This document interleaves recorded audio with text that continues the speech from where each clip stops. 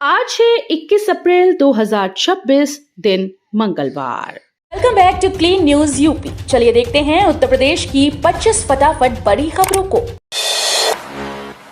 UP किसानों को बड़ी राहत, बिना रजिस्ट्रेशन बेचें एमएसपी पर गेहूं। उत्तर प्रदेश के गेहूं किसानों के लिए बड़ी राहत की खबर है। मुख्यमंत्री योगी आदित्यनाथ ने फैसला लिया कि अब किसान रजिस्ट्री के बगैर सरकारी खरीद केंद्र पर एमएसपी पर गेहूं बेच पाएंगे। सरकार ने साफ किया कि किसानों की पहचान और फसल सत्यापन के लिए डिजिटल प्रक्रिया अनिवार्य नहीं होगी। किसानों को हो रही परेशानी को देखते हुए ये बड़ा निर्णय लिया गया। मुख्यमंत्री ने सभी जिलाधिकारियों को आदेश तुरंत लागू करने के निर्देश दिए हैं। किसानों के लिए बड़ा नियम, फार्मर आईडी जरूरी। उत्तर प्रदेश के किसानों के लिए बड़ा अपडेट सामने आया। प्रदेश में 1 जून से फार्मर आईडी अनिवार्य करने की तैयारी चल रही है। इसके लिए 31 मई तक आईडी बनवाने का समय दिया गया। सरकार किसानों की जमीन का पूरा रिकॉर्ड एक पोर्टल पर अपडेट कर रही है, जिससे आईडी डालते ही किसान की पूरी जानकारी सामने आ जाएगी। मुख्य सचिव एसपी गोयल ने सभी संबंधित विभागों को निर्देश जारी किए। अब तक करीब 2 करोड़ किसानों की आईडी बन चुकी है। यूपी किसानों को बड़ी राहत, हरी खाद बीज पर अनुदान। उत्तर प्रदेश के किसानों के लिए राहत भरी खबर है। कृषि विभाग ने मिश्रित हरी खाद के बीजों पर 50% अनुदान देने की पहल शुरू की। लगातार यूरिया और डीएपी के ज्यादा इस्तेमाल से मिट्टी की सेहत खराब हो रही है, जिससे फसल उत्पादन भी प्रभावित हो रहा है। अब सरकार किसानों को हरी खाद अपनाने के लिए प्रोत्साहित कर रही है। विशेषज्ञों के मुताबिक अच्छी पैदावार के लिए मिट्टी में जीवांश कार्बन का सही स्तर होना बेहद जरूरी है। सरकार ने तय किया आलू रेट, किसानों में नाराजगी। आलू किसानों के सामने नई मुसीबत खड़ी हो गई है। केंद्र सरकार ने आलू की सरकारी खरीद के लिए 6,500.90 रुपए प्रति टन, करीब 6.5 रुपए प्रति किलो का बाजार हस्तक्षेप मूल्य तय किया है।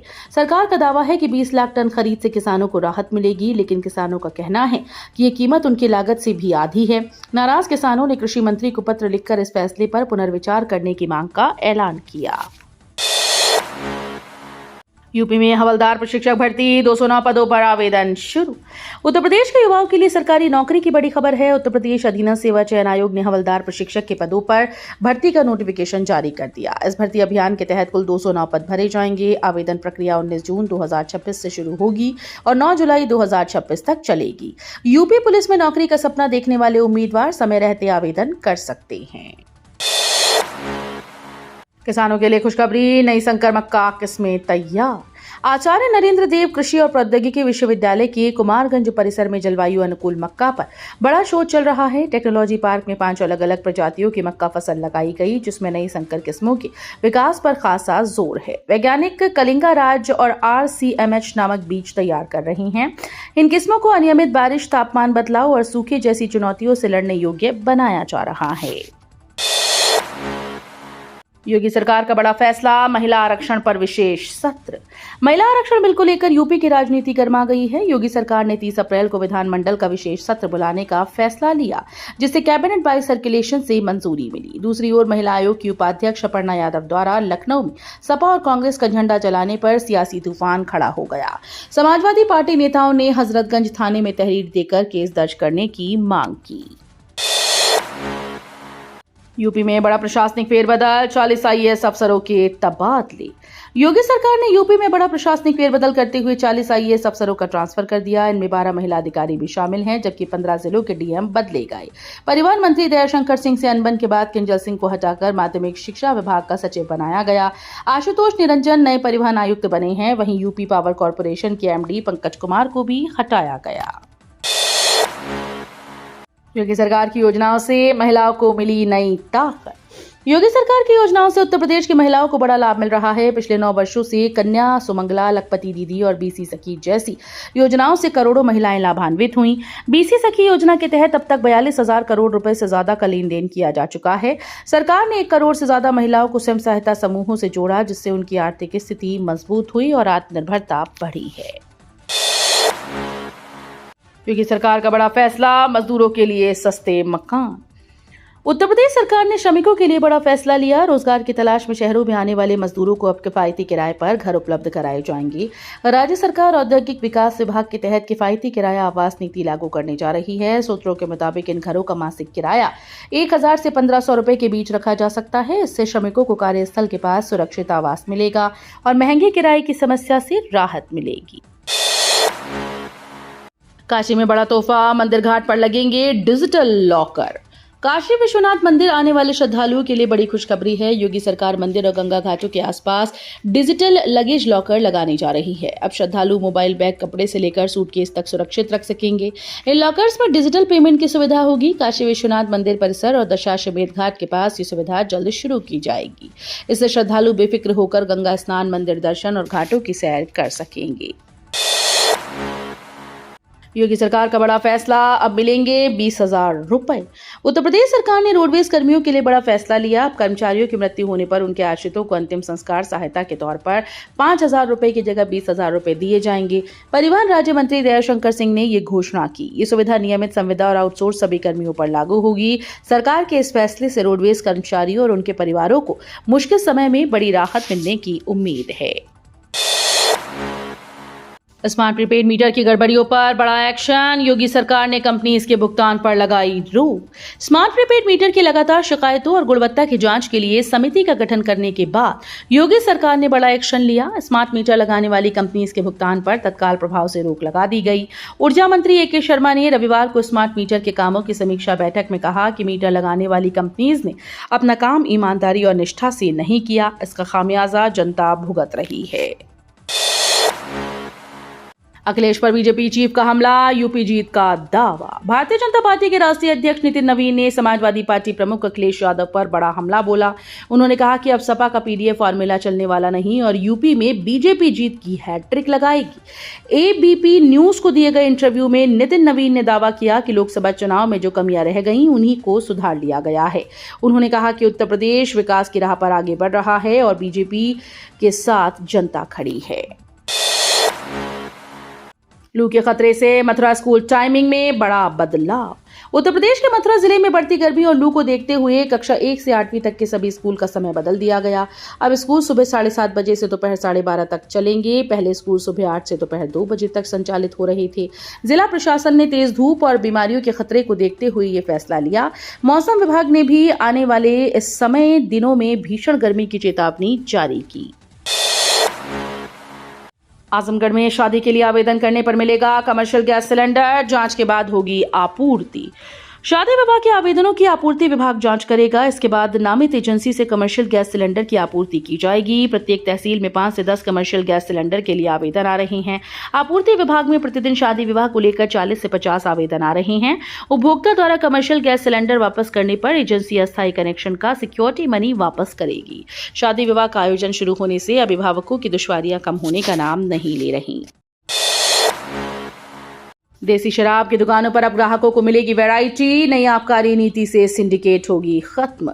यूपी में शराब सिंडिकेट को खत्म करने के लिए नई आबकारी नीति में कई बदलाव किए गए, जिनमें सबसे अहम देसी शराब की दुकानों पर अब ग्राहकों को वैरायटी देने के लिए 25% तक अन्य या नए ब्रांड का स्टॉक रखना अनिवार्य किया गया। ये कदम नई आबकारी नीति के तहत ब्रांड एकाधिकार को खत्म करने और ग्राहकों को उच्च गुणवत्ता वाले विकल्प प्रदान करने के लिए उठाया गया। यूपी में देसी शराब के 1000 से ज्यादा ब्रांड हैं। पश्चिमी यूपी के जिलों में ट्विन टावर, जयवीरू, मिस्टर जामुन, मिस्टर एप्पल आदि ब्रांड की बिक्री होती है। यूपी के नए शहरी क्षेत्र में सड़क बनाने का मानक बदलने जा रही योगी सरकार। उत्तर प्रदेश में योगी सरकार नए शहरी क्षेत्र में सड़क बनाने का मानक बदलने जा रही है। सीवर और जलापूर्ति के लिए पाइपलाइन न पड़ने वाले क्षेत्रों में केवल इंटरलॉकिंग सड़कें बनाई जाएंगी। इसकी सुविधा जहां हो जाएगी वहां सीसी रोड बनेंगे। उच्चाधिकारियों का मानना है कि इससे सड़कें बनने के बाद बार बार काटी नहीं जाएंगी और विभागीय पैसे की बचत होगी। दरअसल सीवर और जलापूर्ति के लिए पाइपलाइन के बिना सीसी रोड बन जाने के बाद में सड़कें खोदी जाती हैं। काशी को 7,000 करोड़ की योजनाओं की सौगात देंगे पीएम मोदी। नारी शक्ति महोत्सव में होंगे शामिल। प्रधानमंत्री नरेंद्र मोदी के 2 दिवसीय दौरे की तैयारियों में जिला प्रशासन जुट गया। 28 अप्रैल को बरेका में नारी शक्ति महोत्सव कार्यक्रम होगा।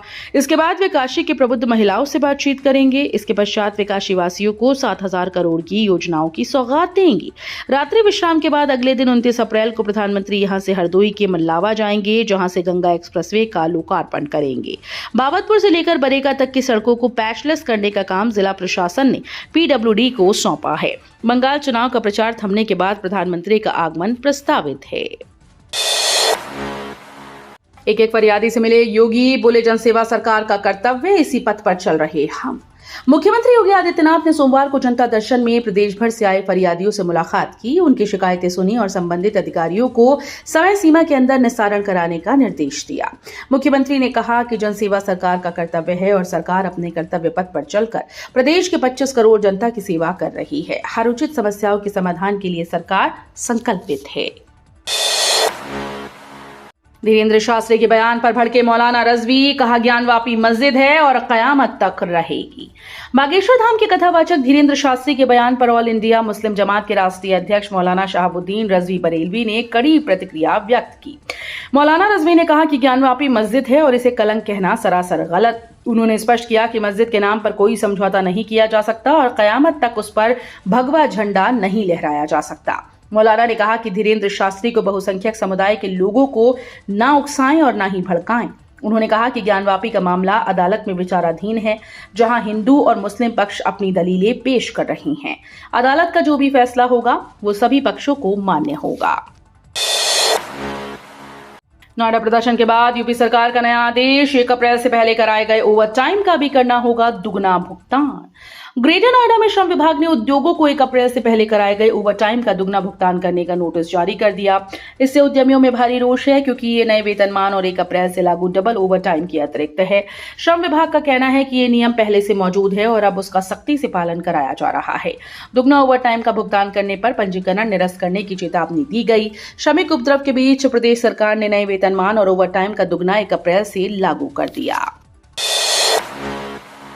बड़े साहब फिर से जोड़ सकेंगे कटे प्रीपेड बिजली कनेक्शन, जमा बिल की रसीद देखते ही चालू हो जाएगी बिजली।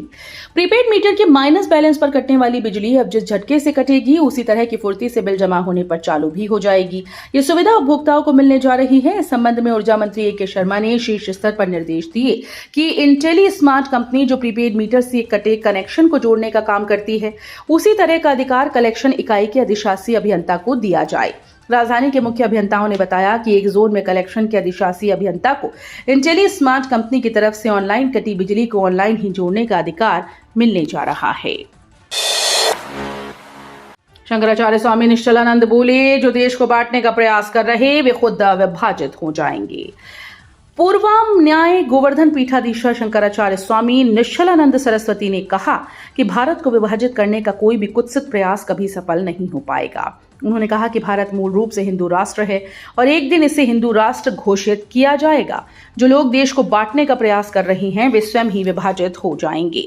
80 स्थित दक्षिणामूर्ति मठ में काशी प्रवास के दौरान आयोजित गोष्ठी में भक्तों के प्रश्नों का उत्तर देते हुए शंकराचार्य ने कहा कि समाज में वंचित और अनुसूचित जाति वर्ग को बिना समझे विरोधी मान लिया गया है। गंगा एक्सप्रेसवे के टोल बूथ पर कर्मचारियों की नियुक्ति शुरू। गंगा एक्सप्रेसवे बनकर तैयार हो गया है और 29 अप्रैल से इसके चालू होने की उम्मीद है। हसनपुर रेहरा मार्ग पर मंगरौला गांव के पास टोल बूथ पर कर्मचारियों की नियुक्ति प्रक्रिया शुरू हो गई, जिससे स्थानीय युवाओं को रोजगार मिलेगा। जनपद के हसनपुर तहसील क्षेत्र में गंगा एक्सप्रेसवे के निर्माण कार्य का शुभारंभ 18 दिसंबर 2021 को हुआ था। यहाँ 23.7 किलोमीटर लंबा गंगा एक्सप्रेसवे 24 गाँव से होकर गुजर रहा है। तो ये थी आज की 25 फटाफट बड़ी खबरें। अगर आपको न्यूज पसंद आई हो तो वीडियो को लाइक और शेयर जरूर करें। धन्यवाद।